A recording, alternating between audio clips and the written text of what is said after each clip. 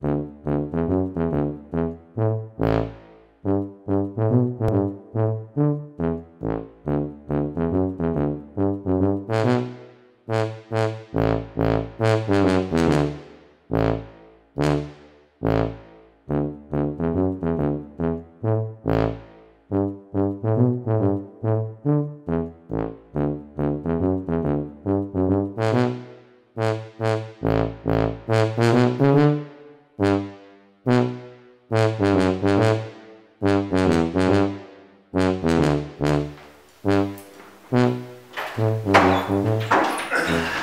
Bob. Morning, Carol.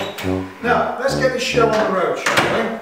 Now, we, the marketing team of Defend Britain, are tasked with producing a banner for Saturday's march through the town centre. Oh, I'm not sure a team, Bob, or a pair. Carol, this is no time to split hairs. We have an important task to do. Now, I suggest we start by brainstorming a few ideas. I'm sure you can see brainstorming, Bob. What can you say these days? Who, pray tell, precisely does that offend? Well, I don't know, really. I just remember that we had a training day down at the council offices, and there the lady said... Never mind, not important. The important thing is we have to produce this banner. It's going to be massive, you see. The committee will march at the front holding the banner aloft, showing what we stand for. Oh, and what you won't stand for, I suppose. What? Well, yes, precisely, yes. So, what's it going to say then, this banner? That's what I'm trying to tell you, Carol. We need to produce slogans that represent what Britain means to those loyal subjects who are fighting to protect the British way of life. Well, yes, great. So what we need is some catchy slogans. You're usually pretty good at that, Carol, coming up with catchy slogans. Well, what sort of slogans? You know, things that are typically British. Things that are under threat from all these people coming in from overseas. Tourists? Tourists? Oh, not tourists. Carol, what do you do during our meetings? Do you ever listen to the speeches and the debates?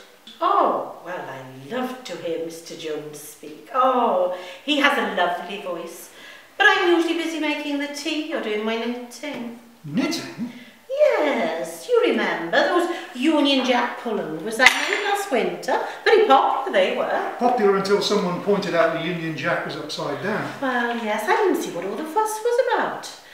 Oh, and one unkind person said that we looked like a British naval fleet in distress. Well, that's because if you display the Union flag to give it its correct name upside down, that's a signal of distress to show your vessel is in trouble. Anyway, we're well off the point here. The point is we have to think what makes Britain great. What puts the great in GB? The weather, I suppose. I mean, once a Spanish lady asked me when I was on holiday in Benidorm with David what the summers were like back in the UK. And I said, well, the rain is slightly warmer. And queuing. I mean, especially outside the post offices, now they've closed down the big ones. Carol, we can't put rain and queuing on the banner. Can't you think of anything positive? I know. How about a nice cup of tea? Oh, yes, please, Bob, that would be lovely. No, I mean as a slogan. What could be more British than a nice cup of tea? Oh, I see. Right, I get it now. Right, let me think. Oh, I mean, right, most people, when they come to the council office reception, tell me that I'm typical of the British attitude. Really? That's interesting. There might be something in that. What do you suppose they mean? Well, I'm not really sure. Whatever they ask, I just say, take a ticket, wait over there until your number's up on the screen. Right, so we have a nice cup of tea. We need more than that. Hello, what do you do in your spare time? Maybe there's something in that. I watch telly, the soaps and Strictly. Oh, I love that's it. Just about everyone on the planet watches TV. I'm talking about British things. Oh, well, Dad and me go for a curry on a Saturday night. You know, with our friend Jean. Yeah, we go to the Boaty in town. Or we go to that one on the high street, the Boaty there, yeah? And the food's lovely, not too spicy. Oh, and the staff are lovely too. Oh, Jamal and Ram, they're lovely boys. They give Jean a lift if needs be. So let's just recap, shall we? You're suggesting that we march through the town centre in our full strength and splendour on Saturday, holding a banner aloft which reads, "A nice cup of tea and a curry." I think we're advertising a new restaurant. Well, there's no need to be sarcastic, Bob. I'm doing my best. I know you are, Carol. That's what worries me. I'm sorry, Carol, I didn't mean to snap. It's just that we have this tight deadline to meet. I tell you what, I will make us a nice cup of tea. What would you like? Ceylon or Darjeeling? Whatever.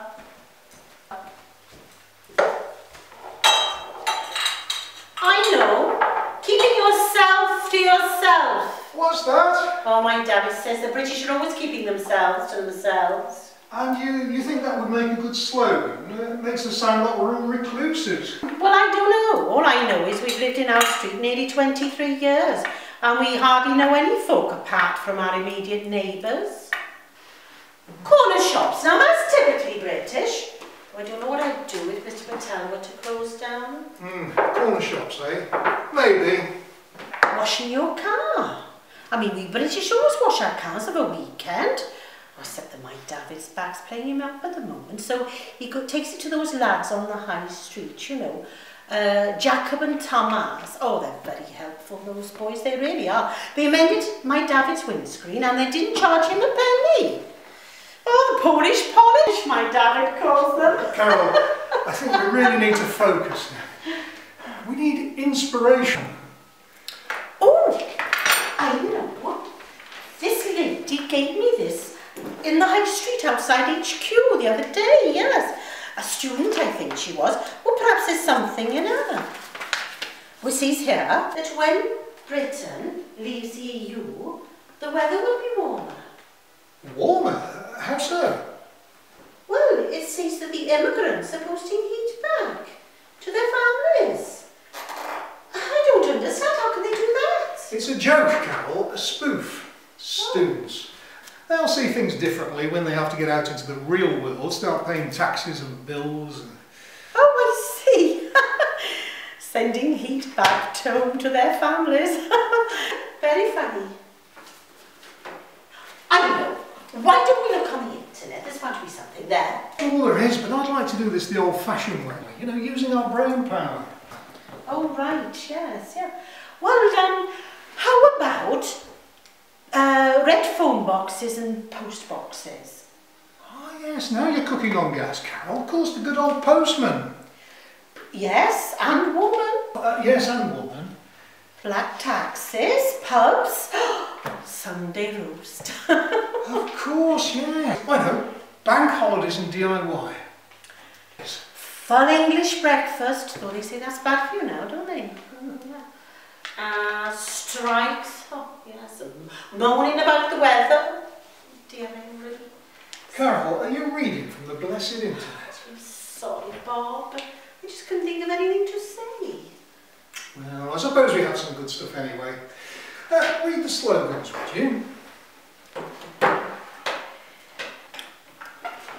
Join Defend Britain today and defend corner shops, postmen, stroke women, bank holidays, black cabs, full English, DIY and a nice cup of tea. You didn't write curry. Well, I didn't think it was strictly speaking British. Of course it is. A mixture of ingredients from around the world, a melting pot. What could be more British than a curry?